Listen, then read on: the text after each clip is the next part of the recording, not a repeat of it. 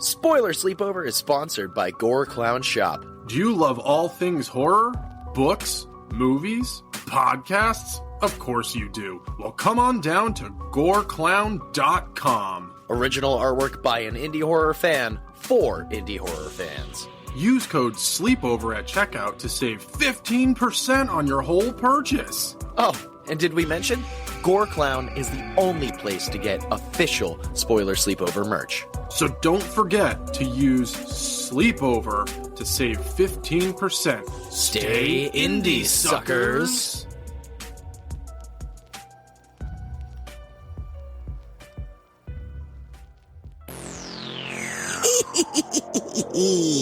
Greetings, ladies, gents, and our non-binary friends. Welcome to Spoiler Sleepover, part of the Nerdcast Network. Join your hosts, Jason, Michael, and Rob, as they bring you on a slash-tastic adventure through cinema. Now, enjoy the show. It will be a real scream of a time.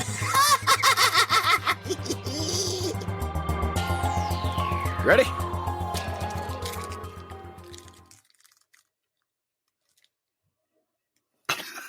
You're crinkling too much. I'm sorry, I thought you didn't hear it. Rob flipped me off. Yeah, go cry to your mother. Well, welcome back. And I'm not even going to say it because guess what? It's our old theme song. You want to know why? Because it's sad. Because spooky season is over. I hate it.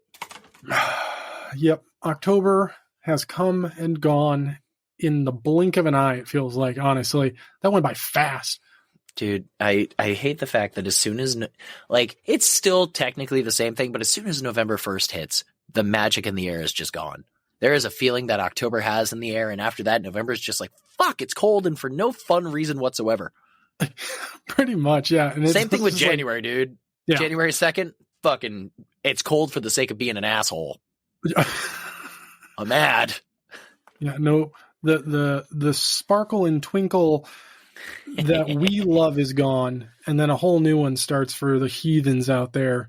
Fucking Christmas. You couldn't wait 5 fucking seconds to put your shit up right next to our aisles in Walmart. You bastards. You Awful. Goddamn bastards. Yeah. Fuck Christmas. Goddamn.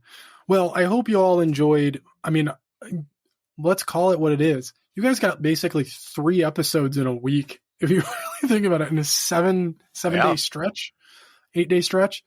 We really wanted to end spooky season with a bang, and we figured, why not a double dose of Halloween for y'all? So we hope you enjoyed that. We hope you are getting your warm clothing orders in. We got 2 hoodies. If you saw the awesome video I slapped together for y'all. So we got a pullover. It's really dope. Seamus and I kind of went back and forth on how the pullover should look. And I really wanted a little bit more of a simplistic design with just our logo and just the amazing lettering done by Jason Michael himself. So It's all his work. I just pieced it together with Seamus. And then we've got the awesome zip-up hoodie for those of you who like zip-ups. It's got, again, our logo on the front and then the awesome t-shirt design on the back. And then there's 2 beanies because I couldn't make up my mind. I said, well, just put the lettering on there. And I was like, well, it would be cool if we had the logo on there. And then Seamus was like these? And I was like, those are perfect. And he goes, let's just do both. And so there you go. If you like one but not the other, you can get one but not the other. If you like them both, get them both. And don't forget to use code SLEEPOVER at checkout to save 15%. I also highly suggest getting their Seamus's newest shirt that simply just says indie on it, like the old rental sticker. That thing's fucking dope. Super simple, super awesome. Font. It's so fucking cool. So yeah, that's our little plug for Gore Clown after you just listened to the ad from Gore Clown. But yeah, go get nice and toasty with some Spoiler Sleepover merch. I know we are nice and bundled up in our hoodies right now. I know you are, but what am I? Fashionable, bitch. Damn right. Well, enough of that. Let's jump on into this thing. We're going to be doing a little bit more of my movies. Before we get into that, Jason Michael. Hi. What's been keeping you up at night?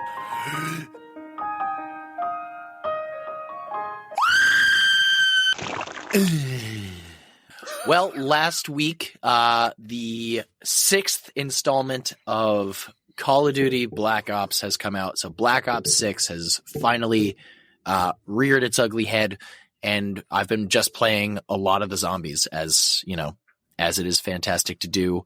The zombies experience is always great. I've enjoyed it, except for Vanguard. We don't talk about that one. And Modern Warfare 3. Are the glitches still glitching? Not when my Xbox is plugged into the Ethernet cord. Fair enough. Yep. Since then, I have not glitched in place and down into the water, back up to land, through the box. Yeah, it was a whole thing the first night. I mean, that was also day one. Fair. My favorite glitch from watching that live stream, the saddest live stream I think I've ever watched in my life, being the final one. Bitch, you made me cry.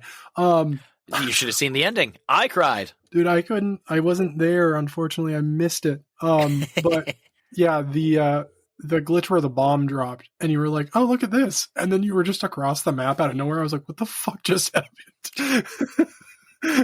Yeah, it was really just struggle bussing hard. Yeah, that thing blew up too, but like you were nowhere near it once it went off, but it was fucking hilarious because you were right up on it. And I was like, oh no. Oh, yeah, that was great. It got bad. But yeah, pretty much just Black Ops 6. Other than that, yeah, no, I've just been playing zombies pretty much. Nice. Yeah. What about you? What's keeping you up to the wee hours of the morning? So I'm still actually coming up to the end of it. I'm doing my catch-up rewatch of Trailer Park Boys. Actually, I am a mustard person. I don't like ketchup. There's only one type of ketchup I will eat, and that is Whataburger's spicy ketchup, because it is fucking delicious. Anywho, so yeah, I've been rewatching Trailer Park Boys, and I'm coming up in the end now. New season of Fire Country just started, so that's been I've been watching that. It's been really good, actually. I was not sure where they were going to go with the end of last season. So far, so good. It's a lot more intense. The drama has been ramped up to 11, so I'm down for it. And then most recently, I watched a new movie called Azrael. I highly, highly, highly suggest and recommend this. I didn't give it the highest rating. I think I gave it a 3 out of 5 on Letterboxd, but just because I had trouble with it holding my attention.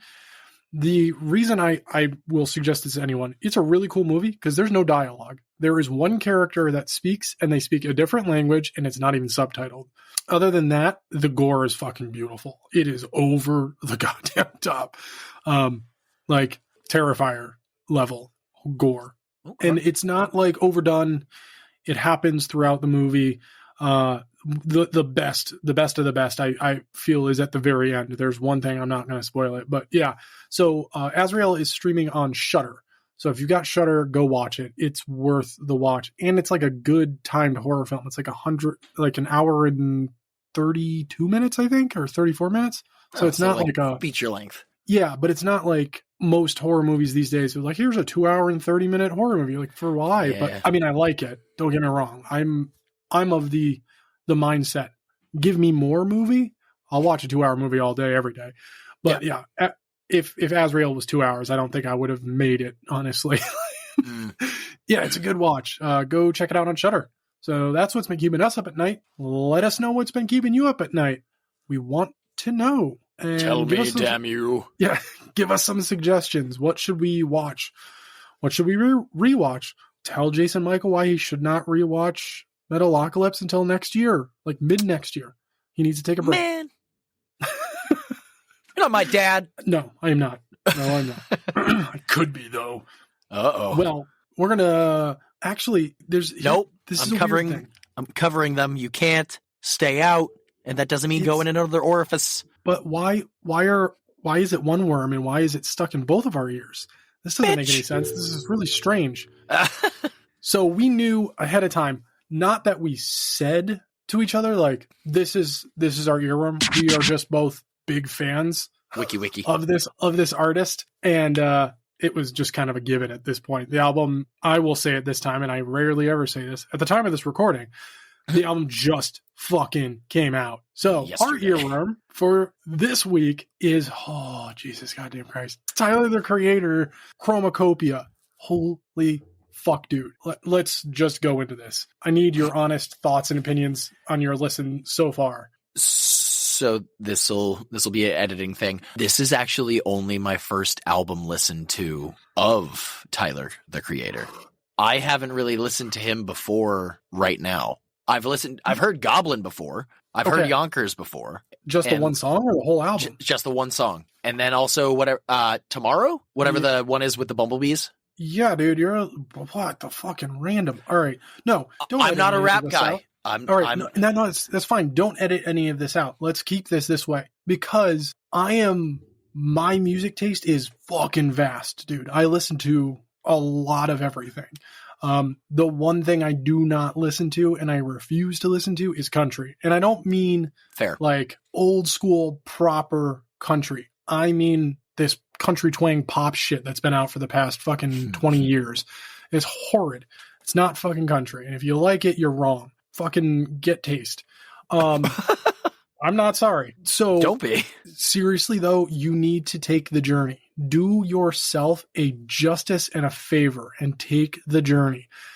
Start with Goblin, his first album, and work your way through because he's telling a story. Really? Yep. You're going to hear names throughout each album. They are, depending on who you talk to and how you perceive the albums yourself, they are all personas of Tyler. Goblin is Tyler. Wolf is Tyler. But they Igor. are different sides of him. Tyler. Okay. Saint Chrome. Tyler. Okay.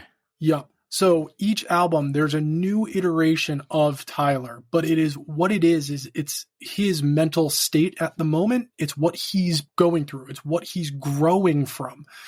He becomes these new characters. So Goblin's such an awesome album because he was so young when he made it that the Goblin was like all of those toxic, angry, bad, depressive thoughts that we have when we're young surfacing. And he is fighting that. He's trying his best to fight that. So when you listen, dude, I cannot wait for you to listen to Goblin.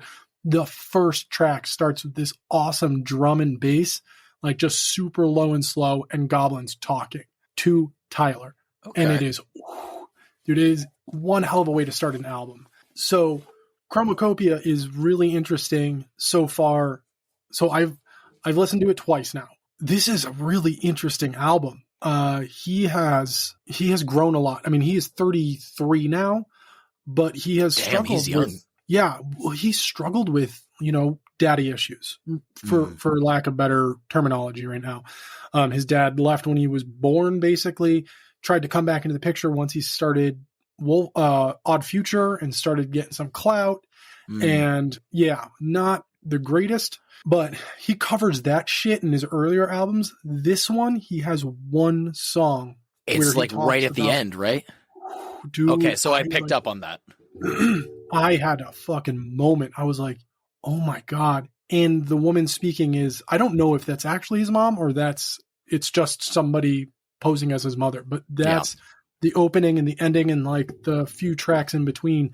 There's a woman talking. It's supposed to be his mother. God, holy fucking shit, dude. It's so goddamn good.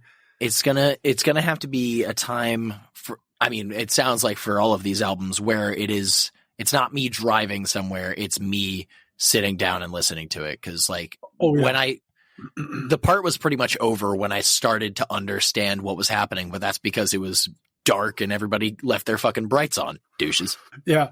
No, it's I mean, from start to finish, the albums, it's insane too to see, like, here, this is an album where he shows the influences. So if you are a fan of Tyler and you saw the promotional videos he did, his very first one he did was a bunch of people marching in a desert into a crate. Each of them are supposed to represent somebody that he looked up to or looks up to in the industry. And knowing that going into this album, I was just like, okay, cool. What does that do for the album as a whole? And hearing it, I'm like, holy shit, each song is a representative feeling. And like, even sound wise, it is like a shout out to each artist. So there's like a heavy Childish Gambino vibe through a few of these songs. Take Your Mask Off, which I thought it's an interesting name for the song for what the lyrics are, but the beat itself is super reminiscent of MF Doom, who Tyler is a huge fan of and looked up to, and probably still does, even though Doom's gone. Rest in peace, dude. I'm a huge MF Doom fan. So like, there are so many different, like, dude, it's bonkers. And this is why I really... Or is it Yonkers? Worst area of New York to drive through, by the way. I hate driving through Yonkers. I just hate driving in New York. I don't mind it. Honestly, it's the highway in Yonkers is bananas. I hate it. So yeah, anywho, I'm going to stop because I can go on. This will be an episode on Tyler, the Creator at this point. But if you are a fan or you are a passive fan or slightly interested, this album's amazing. That's so goddamn good. But yeah, so if you've never listened, but you've always been interested, do yourself a favor, follow in the footsteps of Jason Michael. Hi, that's me. Start from Goblin and listen to the catalog. It's worth it. That's enough of that. So our earworm for the week is Chromacopia by Tyler, the Creator. Chromacopia. Such a good fucking album. All right. And then Creeping It Real. Such a soft entrance right there. Rose, okay, don't take that out of context. Creeping It Real. Is that better? That was much better. Okay, so I have a bit of a weird one because the only news I've really found that has made me go, oh yeah, I should bring this up. I just don't want to. I feel like I'm beating a dead horse at this point. My Creeping It Real is really, really different.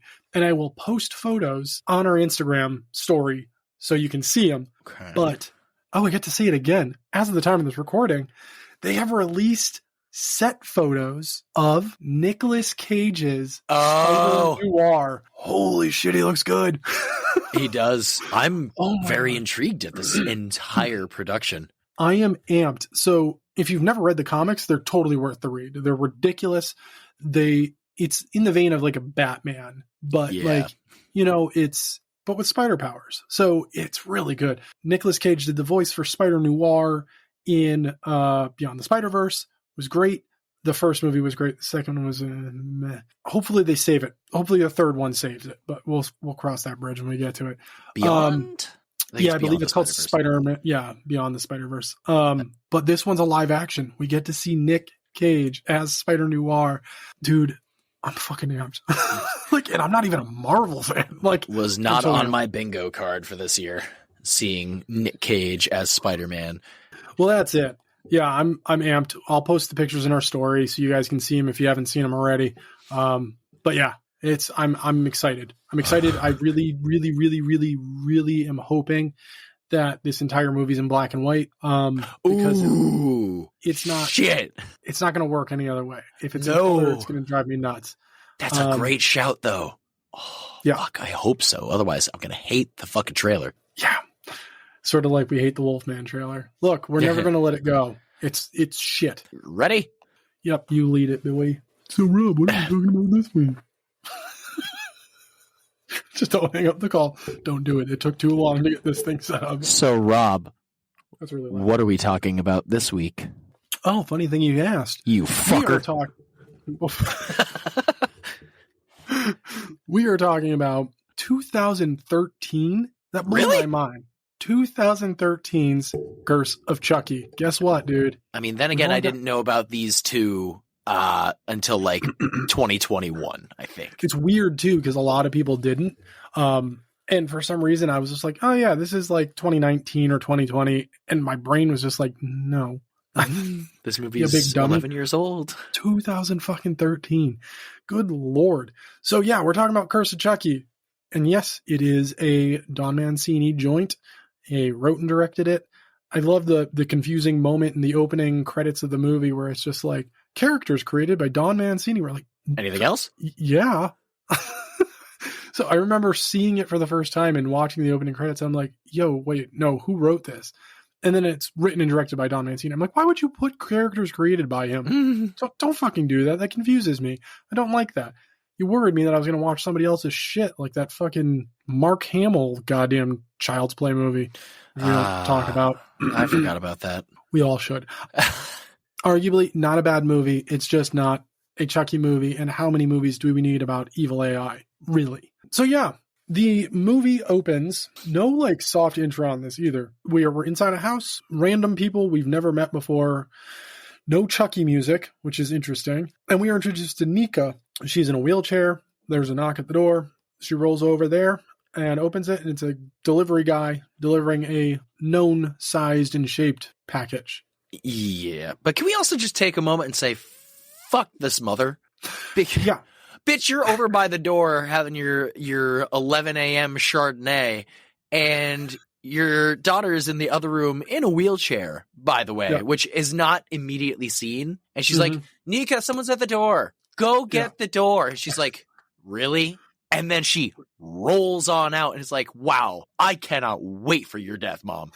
I'm gonna be completely honest. This is a tough one for me. I'm gonna be angry at a lot of people in this fucking movie. Here's my thing, without jumping too far forward into the movie and spoiling things before we spoil the movie, that moment on an initial first watch being yours is a moment of like, well, fuck her. But no, because of what comes next with her sister, the mom really did look at her to a point and go, you're capable of doing things. The one thing her mom wasn't so keen on was the fact that the delivery guy was hitting on Nika. Like full blown hitting on Nika. There's no ifs, ands, or buts about it. Like she was getting hit on. Mm-hmm. And Nika turns around after grabbing the package, not his, the package he brought, also not his, and goes to hands it to her mother, and she's like so happy, like just smiling and like, wow, he was actually hitting on me. This is amazing. And the mom has the fucking gall to look at her and just go, he was being nice? Really? Hate these I think characters. I wrote down exactly what she fucking said. I'm pretty sure it was that. She said, he's being nice. I don't want you to get hurt. Like, don't get feelings. Don't get confused that somebody would want somebody in a wheelchair. Like, I don't want you to get hurt. What the fuck, dude? Like, she does also forget that she's an adult. Right. This isn't like it's a recent development that she's in a wheelchair either. Like, this is from birth, which we find out at the end of the fucking movie. Just so you know. Yeah. So we'll get to that. So yeah, the package shows up. She hands it to her mom. It's not addressed from anywhere. Opens it up, and surprise, surprise, it's Chucky. It's a brand new good guy doll. Looks very different. Mm-hmm. Bit of a different mouth.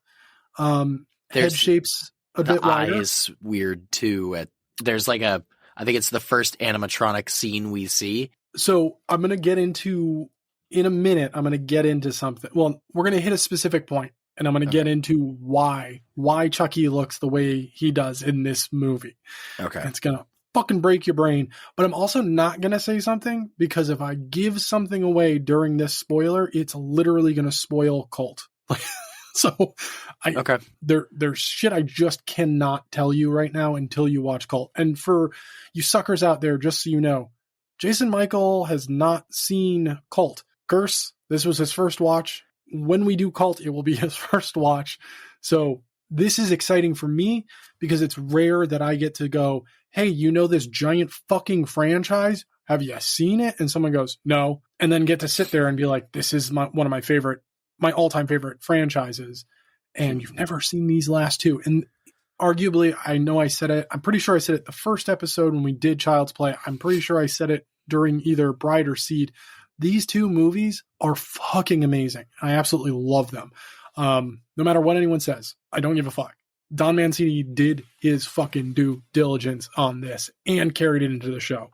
So they both agree that the doll's a bit creepy. Nika is pissed at her mom, just kind of fucks off. Her mom decides to holler on after her and let her know that they're going to have tuna melts later. I had to add that in. Why was that in the script? It's so fucking random. What do you freaking do, Basil? What's it all mean? Oh, man. I love quoting fucking Austin Powers. One of my go-tos around the house is, how about no? It's really been becoming apparent in these last couple episodes. Yeah, I fucking love it. We get then a nice cut. Mom walks outside, camera inside trash can, throws Chucky into trash can. Because remember when that didn't work in 2 and 3? Do you remember? Remember that not working? Remember? Remember burying Chucky under swing set not working? I'm in biz. Don't work. He smart. He get out. He kill you. Speaking of killing, we get a nice cut to the outside of the house at night. We hear somebody screaming. Nico wakes up, starts hollering for mama, and there's no response. So she takes the lift down, and we see that mom is dead at the bottom of the bottom of the foyer. What is it called? Yeah, I'm pretty sure it'd be foyer. Foyer.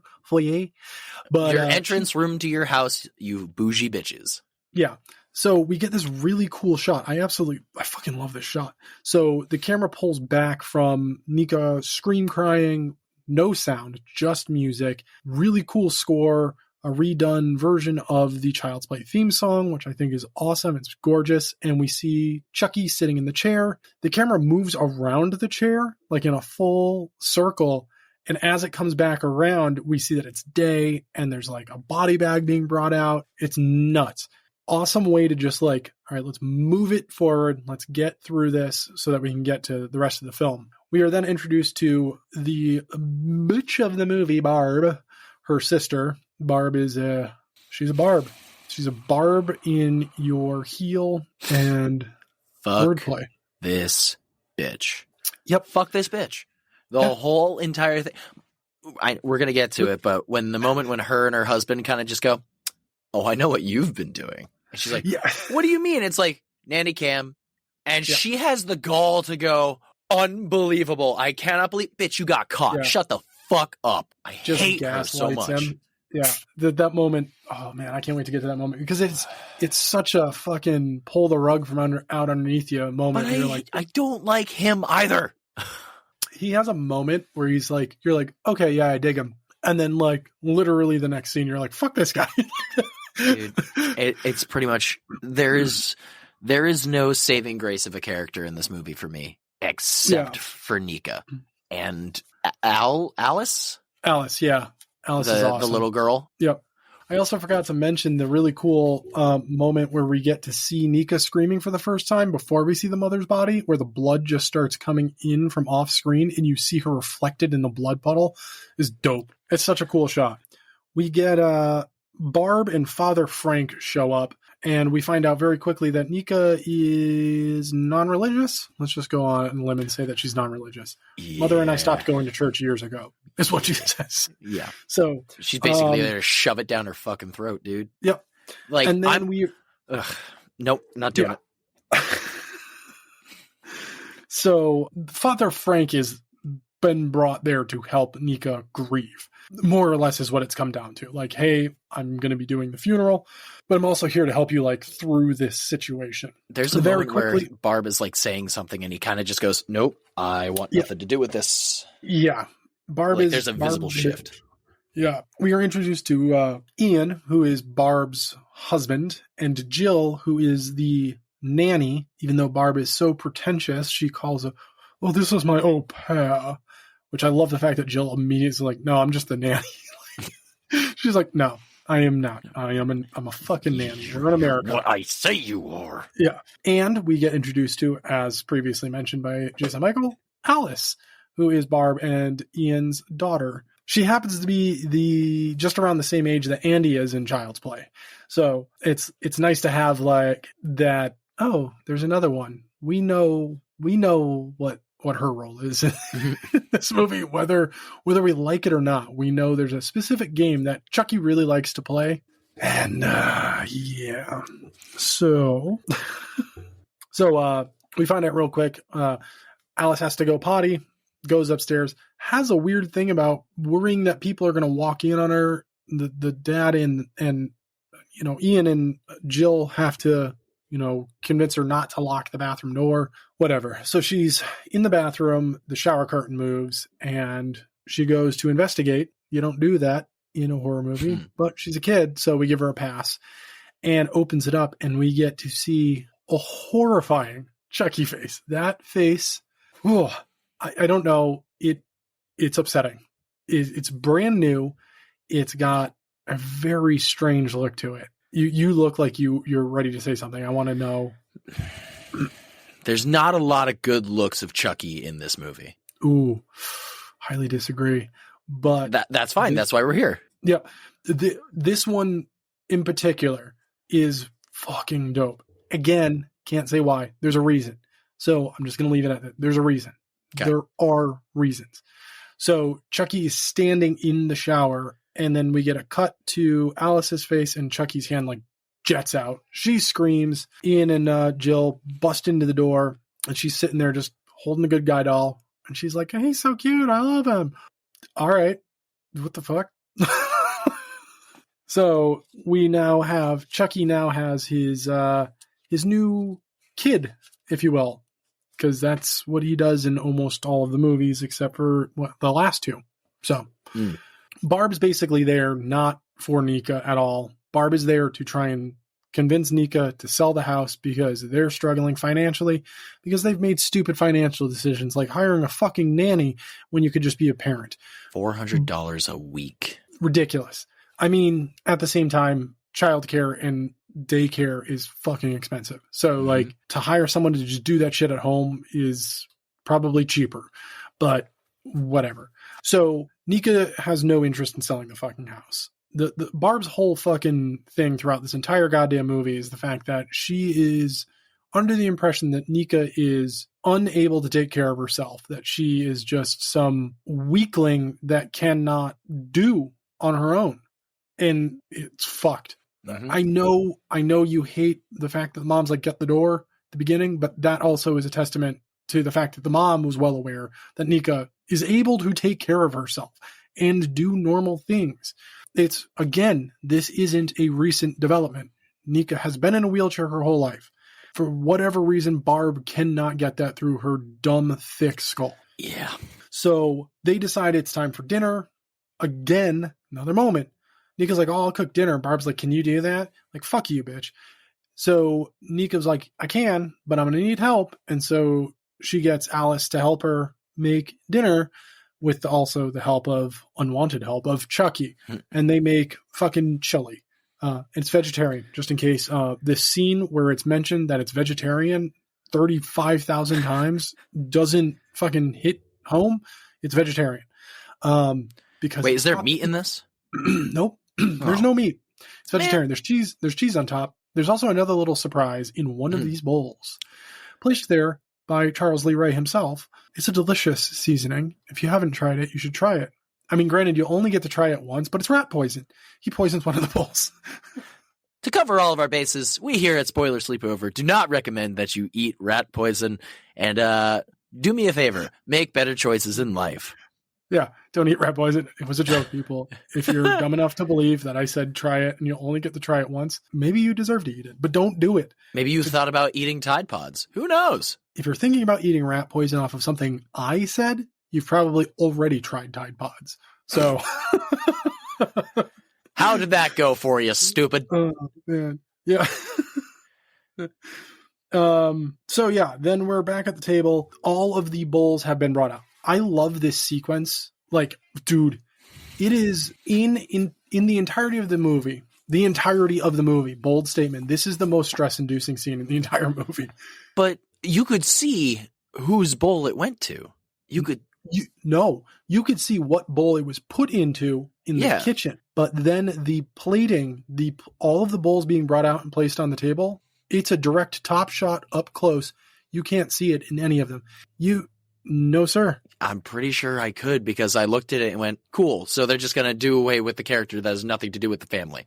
Well, I mean, that was a kind of a dead giveaway from the start. Although my very first time watching it, I was like, they're going to kill a kid. Like, I was so excited. I was like, they're just going to fucking kill a kid in the beginning of this movie. This is intense.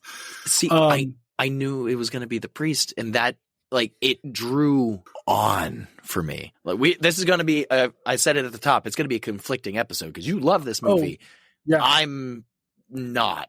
No, and I knew mindset. here's the thing. I knew for a fact these two movies were going to be the outliers for you.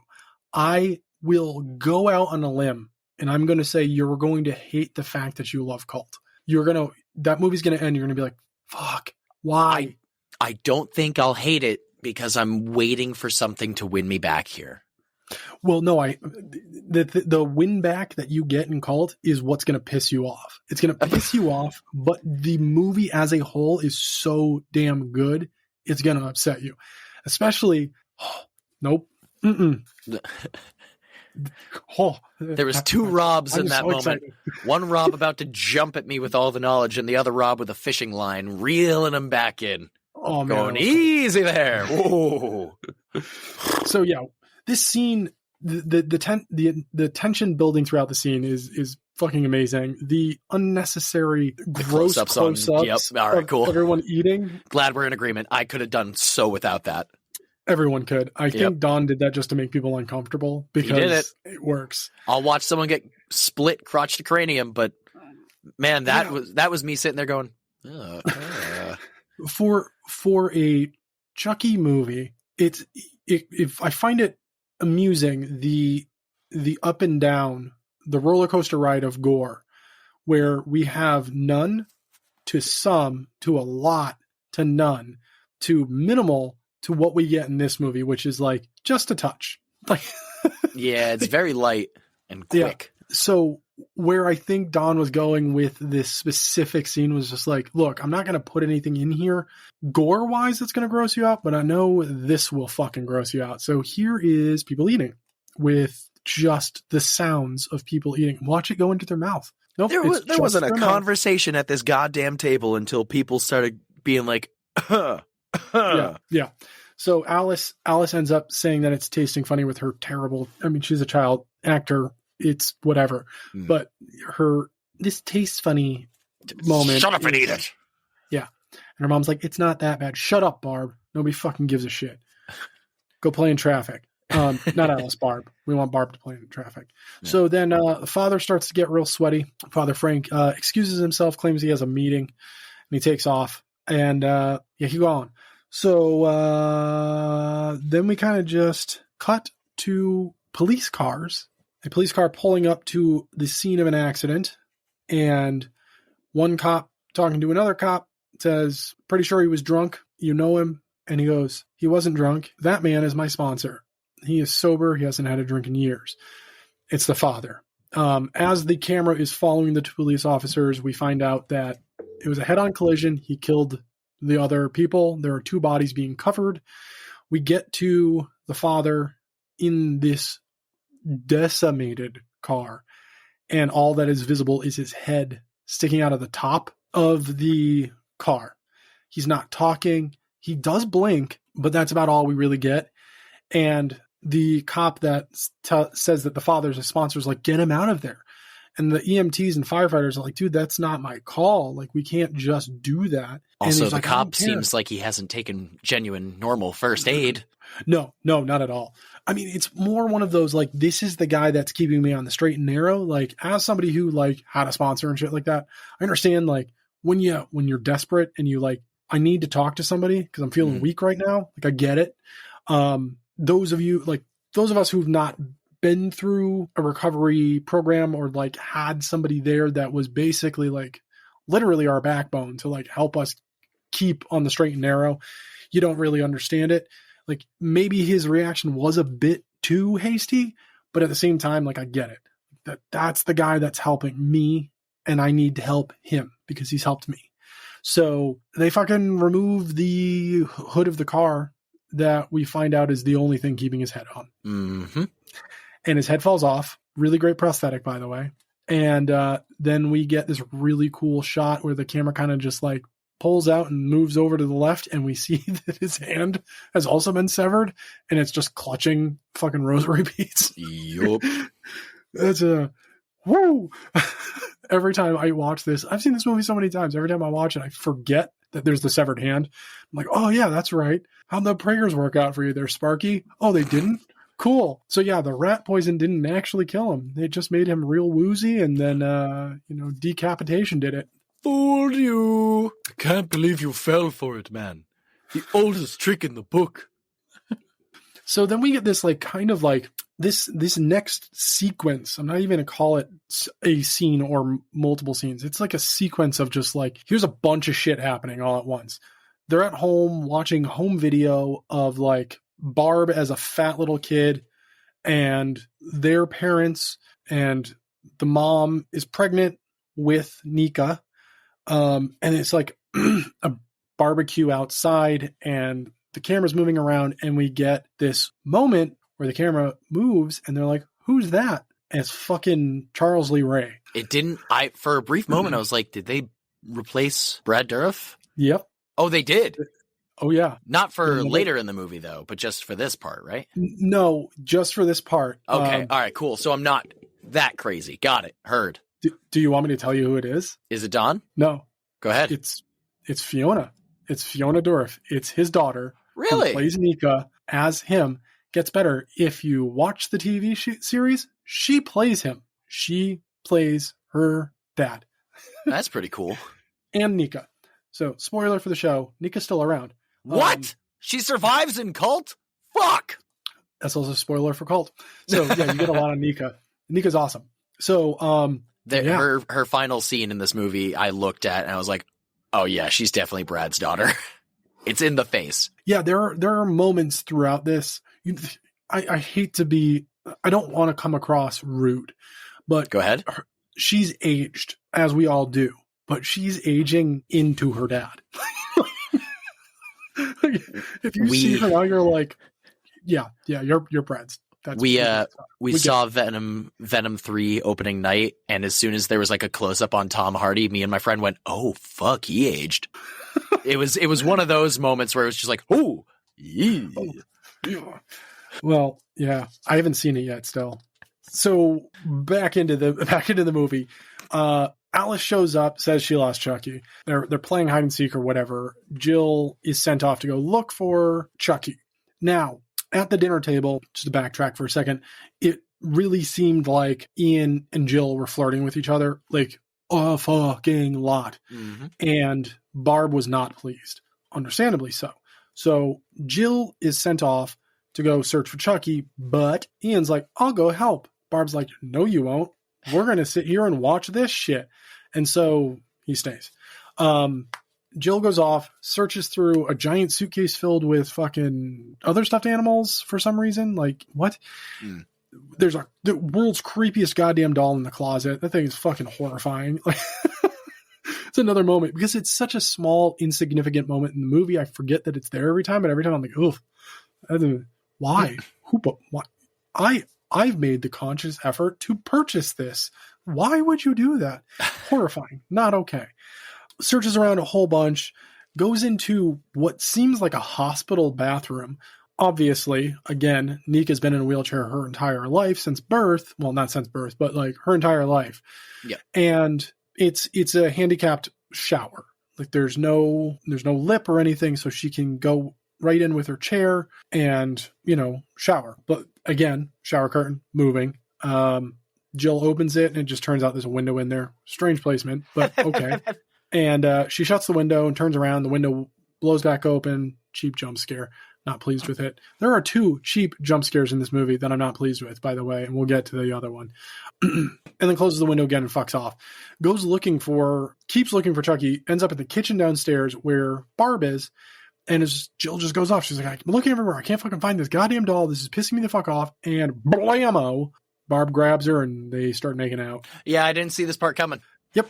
So the entirety of the lead up to this movie so far is you are led to believe that Barb's such a bitch that Ian is cheating on her with the nanny, which is, cliche as fuck. Yep. Turns around, Barb is so much of a bitch that she's cheating on Ian with the nanny. Like, you couldn't. She's with Barb, she's the au pair. Yeah, she's the au pair. Jesus fucking Christ. So yeah. You find out that it's not what you think it is. It's Barb and Jill. And man, oh man. We get a cut from the makeout sesh. And Nika goes into the living room and sees Ian asleep on the couch with Chucky just sitting next to him. understandably so, just watching the home video because, hey, he's in that one. You see, that was me when I had a human body. Wakes up Ian. Ian sees that Chucky's there. They have this back and forth. I guess Ian's been working so much because he's working at Starbucks, whatever. Not important. And so Alice just feels kind of neglected. Like she's not getting time with her dad. And so they both draw the conclusion that, no, Alice wanted you to find Chucky. So that's why, she placed him next to you because she wants you to, she wants a moment with her dad, basically. So he says he's going to bring her up. Now this bothers me too. I'm going to bring him upstairs to her. And then Nika's like, no, I'll do it. Bitch, you guys just had a conversation about how he needs to spend more time with his daughter. And you're like, no. You can spend less time with her. I'm the favorite. I'll do Fuck it. you, Ian. Yeah, you stay put, bitch. I will do it. You've already neglected her enough. What's going to be one more night? So Nika goes into the lift. Big up British. I'm not calling it an elevator. It's a lift. That's right. I also used a British term. You're welcome. That's good. So she's going up in the lift, and it's this long, ominous shot. Power goes out. We hear a shing of a knife. Then the power jumps back on, and Chucky's head's on backwards and is just cackling. Horrifying. As you do. Yeah. Then she gets to the top, goes to and hands Chucky to Alice. And Barb is up there as well. They have a fucking dumbass conversation of Barb just being more of a bitch. Alice then notices that Nika is bleeding, and on her leg, this is when we find out that Nika has no feeling in her legs at all. Like she cannot feel anything. Chucky cut her, and she didn't even notice. So what we heard was a knife, for real, and he cut her for no fucking reason at all. Dick. So yeah. Now we get to, if it's not your favorite moment in the movie, you're wrong.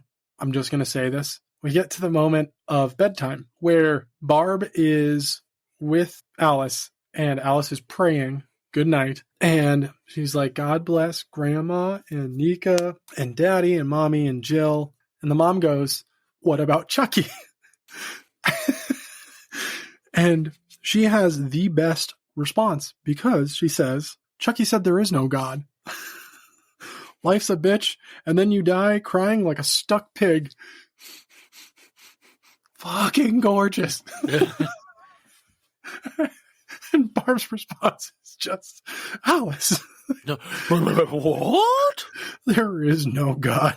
What the fuck? Life's a bitch.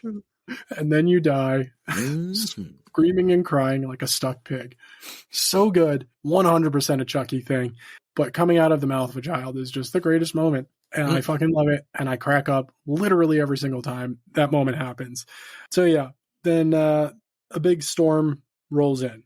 Nika somehow throughout the movie so far, she keeps trying to make phone calls, but there's no like signal, or the power keeps cutting in and out. So she's not able to make outgoing calls with the landline, whatever. So she finally gets a phone call out, and she's trying to figure out where the fuck the package came from because there was nothing there. And all we hear is that it was sent from an evidence depot, and we're not sure who sent it or why. So the phone is cutting in and out. So she plays it quote unquote safe. And it's like, I'm not entirely sure I heard what I heard, but we know what we heard. So that is, we kind of get the, okay, so somebody shipped Chucky from evidence. We've heard about this before. Chucky's come from evidence before. Alice goes under the blankets with Chucky because the storm is scaring her. And this is the first official time in this entire movie we actually see Chucky talk. Jason Michael, do you remember what was said? I do. Alice is afraid of the storm. She goes, I'm scared. And Chucky goes, yeah, you fucking should be. It's so good. And it's not because of the storm. She has no idea. Stupid kids. Nika and Jill have another back and forth about how Alice has been sad, blah, blah, blah. We get another really cool cut over to the curiosity about the Chucky doll magically appearing and things just seeming off. And Nika is very smart and intuitive and decides to Google the Chucky doll. There was a brief conversation from Father Frank. Like, I recognize that doll. I've seen it before. And Ian just kind of brings up, oh, yeah, they were all the rage in the 80s. Like, oh, I had a friend who had one. Kind of just stays there. Doesn't really go any further until now, where we get to see all of the news clippings from Andy online about kid says Chucky doll did it, blah, blah, blah, blah. There is a deleted scene where they backstory all of the movies. It's an unnecessarily long cut. There is a director's cut of this, by the way, that shows more. Of course there is. I do like, I'll be honest, I do like this version better. I don't feel that. Was this the unrated version? Yeah, the unrated version. Okay. This is not the unrated version. This is the normal. If you watched it on Netflix, you can't now. It's gone. It left on Halloween. Halloween was the last day to watch it on Netflix. So if you're looking for it now, you're shit out of luck. Go buy the box set. Jason, Michael, and I both have it. It's totally fucking worth the money. Just go get it. Walmart. So she gets the backstory. Finally understands, fuck me, this is no joke. This shit should not be here. Something's wrong with this doll. Then we get this questionable moment. Jill is the live-in nanny, and so her and Alice are staying in the same room, and Jill disrobes. It's such an uncomfortable moment where it's like, yeah, woman, the child's right there. I know, you have to get changed. Just get fucking changed, man. Yeah, put on a shirt. Bam, done. It's not even that. Like, the house is fucking huge. There's 1,000 places you could go. There's a bathroom the size of the fucking bedroom. Go get changed in every corner of that fucking room. Like, true. You don't have to do it there. Well, it gets even weirder because she pulls up on a laptop and now she's trying to fucking sexy video chat with Barb, who's in bed right next to her husband. They're doing this back and forth, back and forth. We get these really cool, interesting shots from Barb's point of view and then from Jill's point of view. And Barb's point of view, we see Chucky. We know it's Chucky running behind her. Barb is looking away and looks back and only sees the tail end of it and thinks it's Alice, and is like, both of their chats are muted. So she's like pointing and like mouths Alice is up. And there's also a leak in the roof. Completely forgot to mention that. So there's a pot collecting water. And then Jill looks over and there's Chucky just standing there, smiling, holding a knife, not using the knife, just holding one. He needs it for later. And it's an old house. So the outlets are in the floors. Do y'all see where this is going? Chucky kicks the fucking water bucket over and electrocutes Jill. And it's a nice slow electrocution. I dig it. Maybe it's not that realistic, but it's more realistic than any other electrocution we'd see in any other horror movie that would be way over the top. Yeah. She is like frozen in place because she's being electrocuted, not being shocked, electrocuted. I get there's a lightning storm outside, but nobody takes a moment to just go, these lights are flickering a lot more than they should right now. It's that's stereotypical somebody getting electrocuted. Lights are going, that's not a thunderstorm. During that moment while she's being electrocuted, we get cuts to Barb and Ian's bedroom and Nika downstairs, and all the lights are flashing, like flickering intensely. The camera has static, like a fucking tube amp TV. No, that's not how that fucking works. Leave it in. He's getting hot. Yeah. So I love the fact that the only like damage we see to Jill is that one of her eyes basically like burns out. Kind of reminiscent to another look we've seen with a single eye on a certain character that these entire movies have been based around. Oh, you mean Chucky's fucked up eye? Yeah, that's exactly. I thought we were talking about Andy. Andy's eyes are fine. I was making a joke. Ha. You're a strange one. Mr. Grinch. There we go. I knew it. Not yet. We're not doing the mean one again. No. We're doing something close. Bad movie. Bad movie. Bad. You did a bad thing. Spray water on the movie. Yeah. Shorts out. Go back into the corner. So the power goes out. Barb says she's going to check on Alice. Ian says Jill's in there. And she goes, well, yeah, she might want her mom.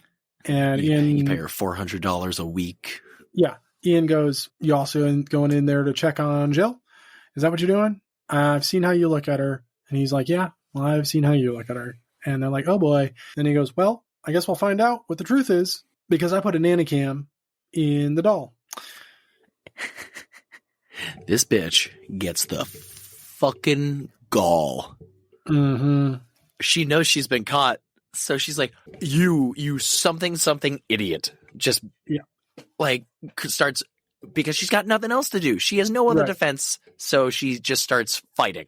Gaslight Express, dude. Fuck this bitch. So she goes to go check on Alice. And in lieu, all of this, does not see it, sees Chucky, picks up Chucky. Nika sees Barb with Chucky. Barb's upstairs, Nika's downstairs, powers out, lift no worky. Fucking put Chucky down. Barb's like, do you know what's in this? And she was like, yes, it's not what you think it is. Barb thinks Nika knows there's a camera. Nika, for some reason, thinks Barb knows that it's fucking Charles Lee Ray. That one doesn't make any sense to me in any way, shape, or form. And then clicks and goes, wait a second. She has no fucking clue because she's dumber than a bag of rocks. Put the fucking doll down. Says, nope, I need to go find my daughter. Goes up to the attic, looks around the attic, does not see shit, sees a rat, puts down Chucky, walks towards camera, moves out of line of camera. Chucky's gone. That's cool. Turns around. Chucky's sitting on top of some boxes because, of course, he is. He likes to play some tricks on people. She seems confused, like, did I put him there? I don't think I put him there. And then Chucky comes to life. Another moment. You see his face? Did you see his face? Mm-hmm. I saw his face. Okay, so before he comes to life, there are some peeling plastic bits on his face. I'm going to ask you again, minus the peeling plastic bits, did you see his face? Did it look different than Very much so. The other doll? Okay, Barb moves forward, pulls a piece of plastic off. Oh shit, there's stitches under this one. Pulls another piece of plastic off. Oh shit, there's stitches under this one. Pulls another piece of plastic off, and it's his fucked up eye. Oh, Snapdragon. He's got some like makeup on to cover up all of his fucked up scars. Guess what? Hi, this is Charles Lee Ray. He comes to life and jumps down, revealing himself, and she freaks the fuck out. And he goes, you have your mother's eyes. And I fucking hate them. They're always too close together. And we see him lunge. We don't see what he does. We hear her scream. Nika, the entire time, has been pulling herself up the stairs because, again, power's out. The lift isn't working. Finally gets up to the stairs, is at the bottom of the attic stairs, and is calling up to Barb. And then we see an object bouncing down the stairs. It's a bouncy ball. Yeah, it's a bouncy eyeball. It is Barb's eyeball. Oh, God. Okay, complaint, but also, like, it works for what it is. It's a CGI eyeball, but it works really well, I think. Once you see it, because of the cut and everything and the way that it is put together, I dig it. Also, the fact that CGI is used throughout this movie in a few moments that are like, they're low light. So it's not overly noticeable, but I want you to keep this in mind. This was not a theatrical release. This was a straight to DVD release. So that was also called. might explain why I did not hear about these. So the cool part about these releases is that their budget was like a shoestring budget. Their budget was looking at Child's Play, but in 2013. And so they utilized the majority of the budget that they could for animatronics. They were like, we're not CGIing Chucky, because that was the initial move. Was like, okay, so this is the budget. It's cheaper to CGI. And Don Mancini was like, yeah, no. Like, it's a fucking killer doll. He has been an animatronic this entire time. We're not backpedaling.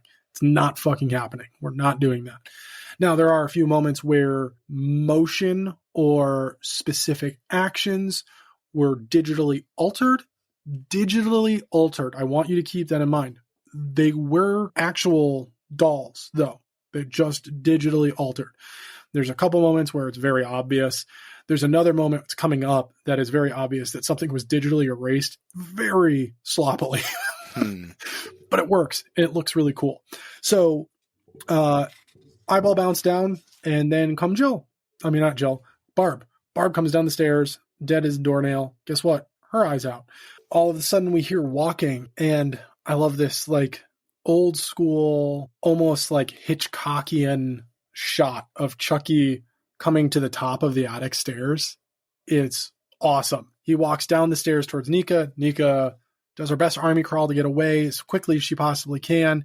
Just happens to get into a room and lock the door behind her right before Chucky gets in there. She's freaking the fuck out. The room she goes into is Barb and Ian's room. She wakes up Ian. Ian is like, what the fuck's going on? Picks her up. They see the dead Barb.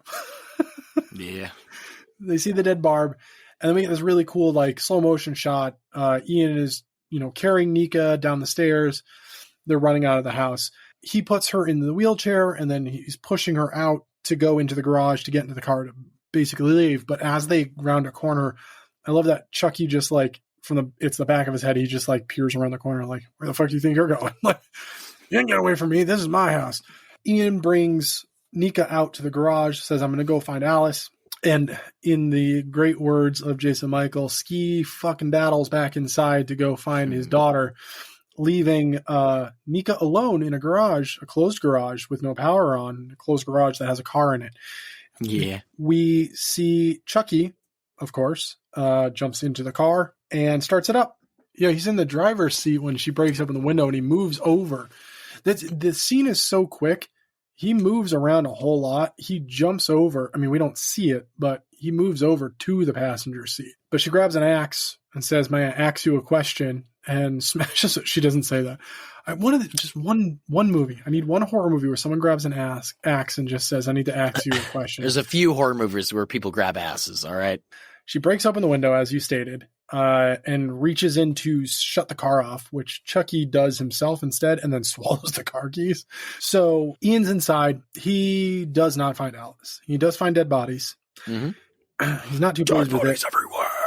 Goes out. Nika is freaking the fuck out, wielding an axe. Mm-hmm. And she realizes Ian thinks she did this. Still have no idea what exactly is wrong with Nika, but she has what looks like an EpiPen, and she starts to have some intense heart palpitation, I guess, and tries to get Ian to inject her under her rib. I need you to inject me under the rib. And he doesn't, and she passes out. And then we get a fade to black. Nika comes to, and she is duct taped to her chair. It pisses me off that there's a T at the end of duct tape. Nobody says it like that. There was even there's a brand called Duck Tape, and it's a fucking duck for a logo. It's duct tape. It's not duct tape. Fuck you and your ducts. you fucking duck, you. It's tape for ducts. Damn, no, for ducks. Pretty much. I'm getting wrong at the wrong or mad at the wrong shit here. Yeah. Ian ends up grabbing the nanny cam out and is going through and fast forwarding. We get a lot of low shots. Understandably, for a while there, he very well could have thought that it was Alice carrying Chucky around. We get to see the low shot of Jill and Barb making out in the kitchen, and then the revealing shot where it is Chucky's hand opening a door. And it's at that moment that Nika, who is duct taped over her mouth as well, so she can't even fucking talk. She's there yelling at him. She knows. She sees the live feed, and he's just like, yeah. Fucking idiot. He clicks over to the live feed and just doesn't react in time because he's a big, dumb idiot. I mean, his wife is cheating on him, and he wasn't 100% sure. He was so not 100% sure, he fucking got a nanny cam. Like, dude. He's not very observant. No.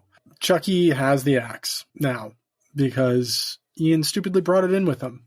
Yeah. Luckily for Chucky, it was there.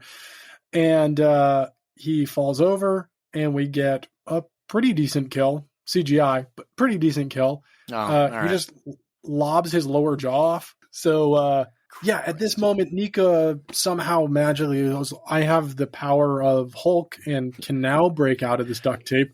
God and anime on my side. I have the power of God and anime on my side. Don't mess with me! So good. Oh, Jesus. So Nika breaks loose. Chucky comes at her with the axe, and she pops a wheelie and takes an axe to the shin. I mean, she can't feel it. Is it the fact that I said she pops a wheelie? And you yeah, and I played the Tony Hawk special effect, or the special move sound effect in my head.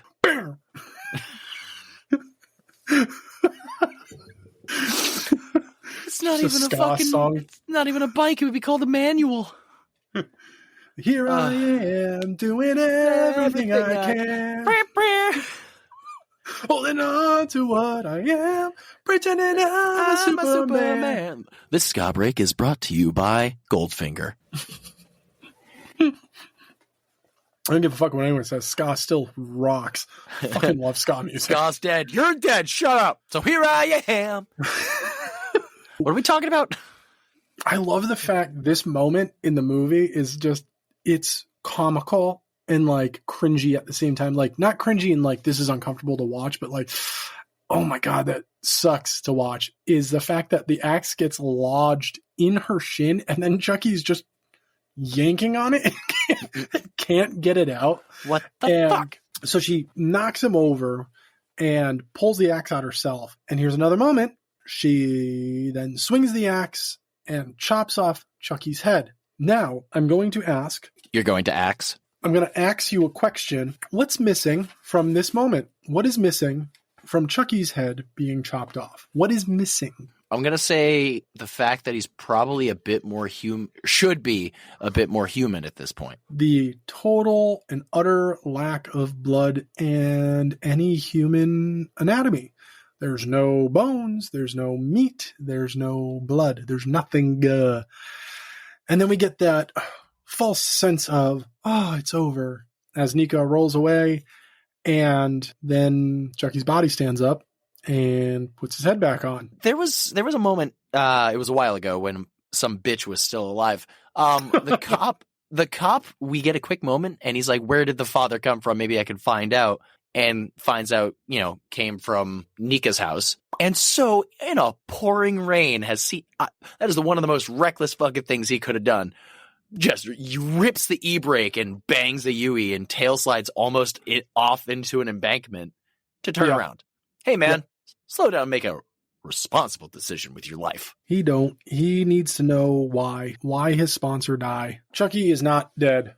And we get now a backstory.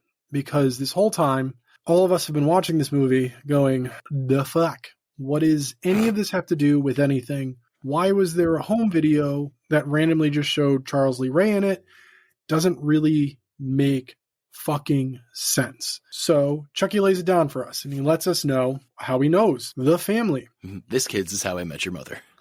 Literally, yep. We find out that Charles Lee Ray was like kind of like a pseudo friend, met the family through a friend of a friend, and we're led to believe, because it's not explained, but I'm pretty sure that Charles Lee Ray killed their dad. They say that he died because he drowned, but it's not exactly said that he did it. He doesn't even say that he did it, but he did, in fact, kidnap the mom, pregnant with Nika. He's playing family for some reason, which is even stranger, because if we literally go back the past two movies where Charles Lee Ray wants nothing to do with a family, he's got an issue with love and raising a kid and all of this shit, but this Charles wanted a family. Maybe that's why. I hate to break the news to you, but it's not explained. It's never like, oh, the bride and seed Chucky has commitment issues and doesn't really want to be a dad. But this Charles Lee Ray, for some reason, did. I think we're supposed to just put it together that because of this one experience, he was like, fuck this shit, because he had a skewed idea of what love was. So anyways, he kidnapped the pregnant Nika's mom, Barb and Nika's mom, and said he was going to go pick up Barbie from school. She keeps begging him not to. She's biding time until the cops show up. Cops show up. Charles Lee Ray gets pissed off. He's like, you fucking bitch, like he normally does. He called the cops on me. Great, grand. Then he pulls out the sacrificial knife. We know that knife. It's the Dembala sacrificial knife. It's fucking dope. And places it to her pregnant belly. And then we get this awesome cut back to the opening of Child's Play, leading and linking all of this together. It was because of Nika and Barb's mother that Charles Lee Ray ran from the cops. The cops even got on to him, led him to the toy store where he found the Chucky doll in the first place. He was shot a bunch of times and then prayed to Dembala to have his soul put into the body of the good guy. It's all, quote unquote, the fault of their mother. That is the backstory. It's technically a backstory with it being a future story, which gets even better because then Nika pieces it together and goes, well, you never killed Andy. Almost everybody that you've tried to and you've crossed paths with, you haven't actually killed. You have completion anxiety or whatever the fuck she calls it. You remember what she calls it? No, I don't want to say the wrong thing. Basically, a fight ensues. It's a quick fight. Him and Nika go at it. And we get a really cool shot where she stabs him in the back. And I love the limp arm where his head falls forward onto her and his arm just kind of his hand slides down her arm like he died. And then she pulls the knife out. What's missing? Blood. What does come out, Jason Michael? I don't remember. Stuffing. And it looks like it's snowing inside. Okay, all right, cool. One of my notes is snow? Question mark. All right, Yep, cool. All right. It's stuffing from the inside of this Chucky. The same cop pulls up to the house, hears Nika screaming for help, busts in the door, sees Nika in the lift, on the floor, bloodied, no Chucky, and then sees Barb dead at the top of the stairs, and then we see Chucky sitting in a chair in the other room where he was at the beginning of the movie, and then we get a cut to a courtroom where Nika has been found incapable of being alone and is being sentenced to a institute for the criminally insane. And as she's being wheeled out of the courtroom, there is Chucky sitting on the table as evidence. And she leans over and is like, I'm fucking on to you. You're not going to get away with this. I know who you are. And you're like, holy shit. This is where she looked just like Brad. And I was like, yep, that's his daughter. Oh, yeah. It was the sunken, just desolate face of sitting there just. So at this moment, you go, okay, cool. Interesting ending. It's not the ending, homie. Then we get a cut to Alice walking into an apartment calling for her grandmother. Alice is still alive. Thank God. And okay-ish. Yeah. And walks in and we see a rather large box busted open, may I add. That thing was not opened normally. That thing was busted open from the inside. And she keeps calling for grandmother. And she turns around and there's Chucky sitting on the counter. And her response is, Chucky, you found me. Excuse me? She's playing hide and seek. Don't worry about it. Oh, my God. So he said, yeah, I told you I'd always find you. You're my friend to the end. She asks where Grandma is. Chucky says she's down in the cellar. And then asks if she wants to play a game. And she says, yes. What's the game? Drum roll, please. It is Hide the Soul. It's Chucky's favorite game. So then we get he starts doing the chant. The camera starts slowly panning across the apartment to the open cellar door. We can still hear him chanting. And then the one moment that was completely unnecessary in the movie, and I fucking hate it every single time it happens, the grandmother pops up with a plastic bag over her head, and then it just cuts to black. I thought she was in the cellar. We didn't need that jump scare. No. We didn't need it. We didn't need it. Pointless. Absolutely pointless. The movie was great. Don't need that.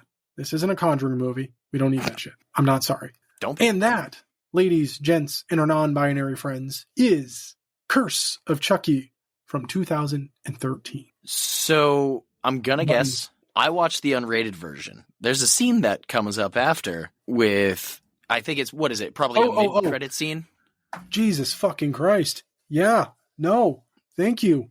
Completely drew a blank. My fucking spoiler, and I missed out on the fact that this movie has 3 endings. So, yeah, the ending, the actual ending, the third ending, we get yet another police officer with evidence yet again in another police car calling a mystery number yet again saying, hey, it's me. I got the thing you needed. And then Jennifer Tilly pops out from the back seat and slits that motherfucker's throat. Woo! Yes, that's right. it's not Jennifer Tilly. It's Tiffany inside Jennifer Tilly's body because she's back, motherfucker. Do you remember the end of Seed where Tiffany took over Jennifer Tilly's body? And then we have Gigi, Glenn, and Glenda are actual human twins. But she then goes to the post office and tries to send it somewhere. Yeah. So Tiffany goes to the post office with a box. We know what the box is. We know what's in the box, and goes to ship it. Has a bunch of very Chucky / Tiffany jokes to say to the woman. Is it fragile? No, not really. Well, the insurance covers you and the person it's going to, blah, blah, blah, all of that stuff. Doubt that. The safety of the package and the person it's going through is what she says. I highly doubt that sort of thing. And ships Chucky. And so I'll say it again. And that, ladies, gents, and our non-binary friends, this time for real, is Curse of Chucky from 2013. Still blows my mind that it was 2013. What the fuck? What is time? Baby, don't hurt me. All right, so we need to dive into two things with you right now. What's the confusion, first of all? Okay. So my whole takeaway is that eventually this movie, I thought, until you just said it was, because at the end, I have a note saying, is this Tiff or is it just Tilly? Mm-mm. I thought it was going to be Tiff still in human form, not Tiff inhabited Jennifer Tilly's body. Nope, it is. This takes place after Seed. It is okay. Tiffany in I Tilly's was body. I was piecing together during the episode because at first when this happened, I went, what the fuck was that? Like I threw my hands up and went, what? Yeah. Because it made no fucking sense. I thought it was going to come back and turns out this is nix and retcon Bride and Seed and just go from Bride into this. Like Tiffany doesn't turn into Tiffany the doll. That's what I originally thought. No, and it's also the mentioning of the names. They cover, the Kincaids, so that's in there. But keep in mind the events of... Good point. I did not piece that part together. Yeah, it is Tiffany, which I gets think it's because I was piecing that together before we saw her. Yeah, it's Tiffany in Tilly's body, and that gets even more answered once you see Cult. Okay. But now, I dropped a fuck ton of hints at you. I am curious to see all of the hints that I dropped at you, where your head's at with what actually unfolded in this movie and what potentially could be unfolding in Cult. I think there's multiple Chuckies. Okay. I think obviously because there's not actually blood, it's not a real Chucky in some way, shape, or form, whether it be through my brain keeps going back to Child's Play 3 after the end of 2, where he got turned into some melty wax thing looking monster, but eventually, blood dripped into a new one. But then at the end of that, he still has human anatomy at the end of that movie, and it continues. So that blood mixture or Dembala curse, I don't know. Can a Chucky doll do another sort of Dembala curse to to animate, bring to life other dolls without swapping a soul? I don't know. I have a lot more questions than answers right now, and I'm hoping that Cult answers them, because the Child's Play franchise for a few episodes now has not sat well with me. I keep hoping the next one's going to bring me some form of life back into this, and this was not it. Yeah. No, everything gets answered. This is why I love these two movies. So 1 sets everything up, right? Okay. We get Chucky. We get Dembala. 2 shows you the capability and possibility of resurrection. Okay. 3 shows you that resurrection doesn't necessarily just mean soul to body. It means existence into existence. And then we get Bride and Seed, which are just there to just kind of give you more of a story and build the characters of Tiffany and Chucky and Gigi, all of that. Curse and Cult dive back into the possibilities of voodoo and try to clean things back up. Also, leaving behind the high hilarity of Bride and Seed.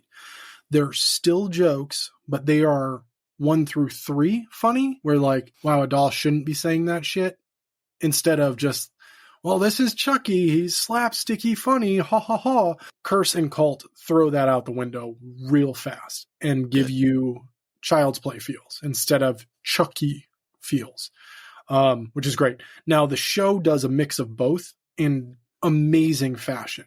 You'll get episodes where it's Child's Play, and then you'll get episodes where it's Bride. You know what I mean? Like, Don Mancini really managed to bounce between the two mediums of humor and horror with the show, that all of the movies were one or the other. So I'm really excited for you to see Cult, because I really do think you're going to be like, okay, fuck you, but God damn it, this is good. Like, it's going to be one of those. I hope so. Yeah. Well, that being said, on a scale of 1 to 10, wheelie popped axes to shins, how many wheelie pop axes to shins would you give Curse of Chucky? I'm going to be flat out honest. It really, really did not hold me at all. Like, I did not enjoy this one. I think as a whole, the first hour was just boring to me. Everything that happened. I had no sway in any of the characters. I think besides the fact that she's the main character, the only thing I liked about Nika was that she's Fiona Dourif. Like, I had no sway in that character besides the fact that she was Brad Dourif's daughter. Yeah. And Alice, yes, she was there, but then she just fucking disappears. And we see like a scene of with the nanny cam, we see Chucky going, "Shut the fuck up." And she goes, "Don't swear." He's like, "Shut up," slams the door. And that's it. And that's all we see of her until like the grandmother scene.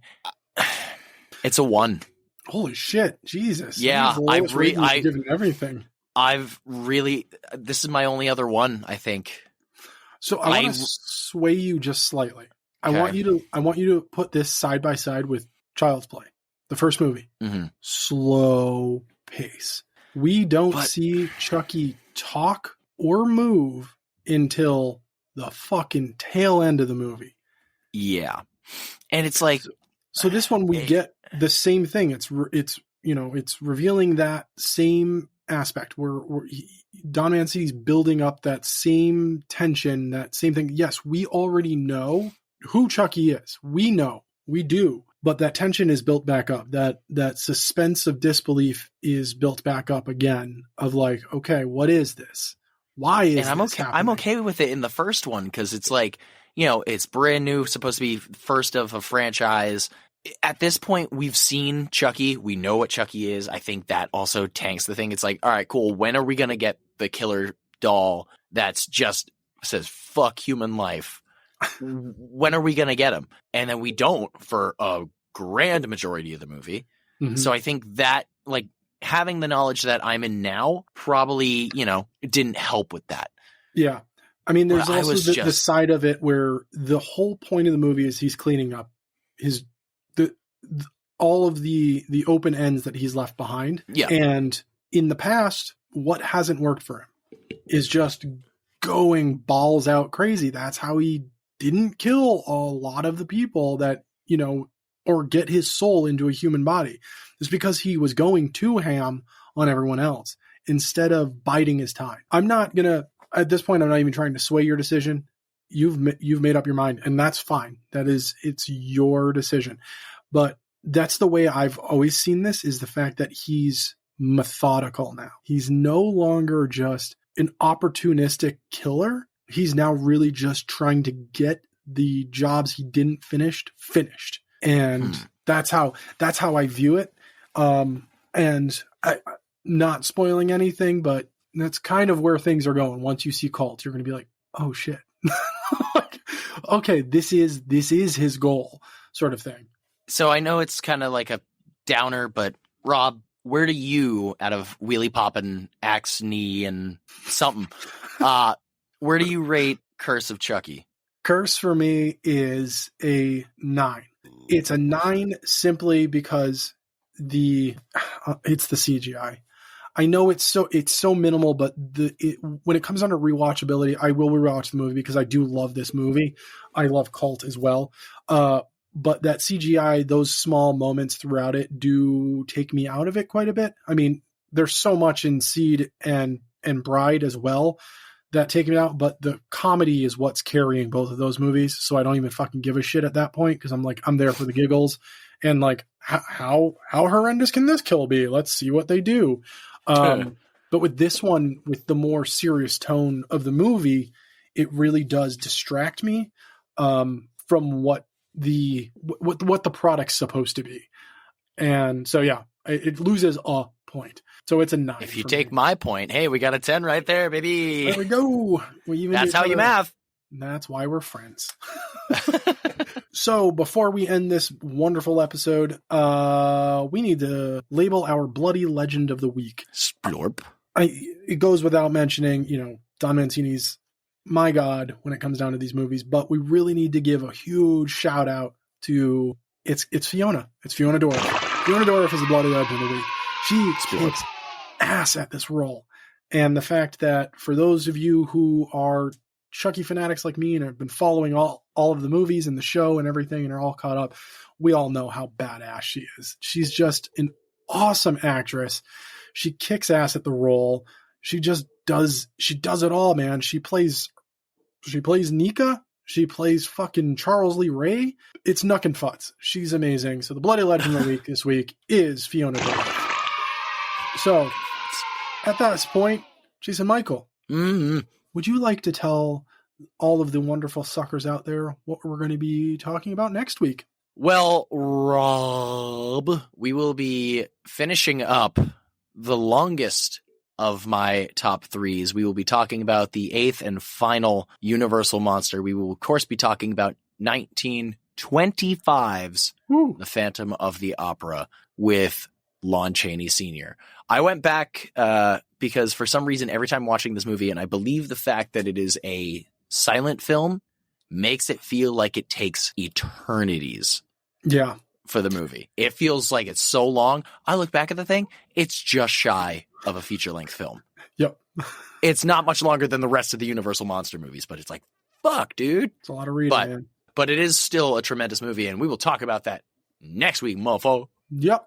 So until next week, sleep tight, suckers. Hey, check this out. Is the Predator in your pants? The fuck was that?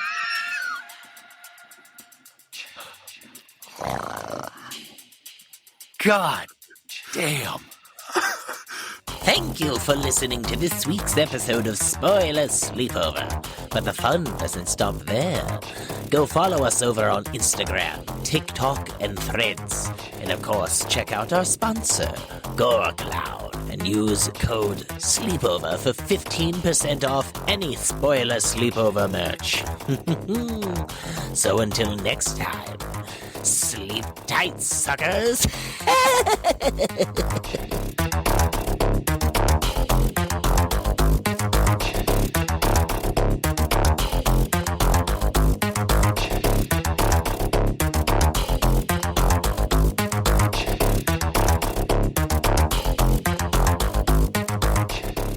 Spoiler Sleepover is sponsored by Gore Clown Shop. Do you love all things horror? Books? Movies? Podcasts? Of course you do. Well, come on down to goreclown.com. Original artwork by an indie horror fan for indie horror fans. Use code SLEEPOVER at checkout to save 15% on your whole purchase. Oh, and did we mention? Gore Clown is the only place to get official Spoiler Sleepover merch. So don't forget to use Sleepover to save 15%. Stay indie, suckers!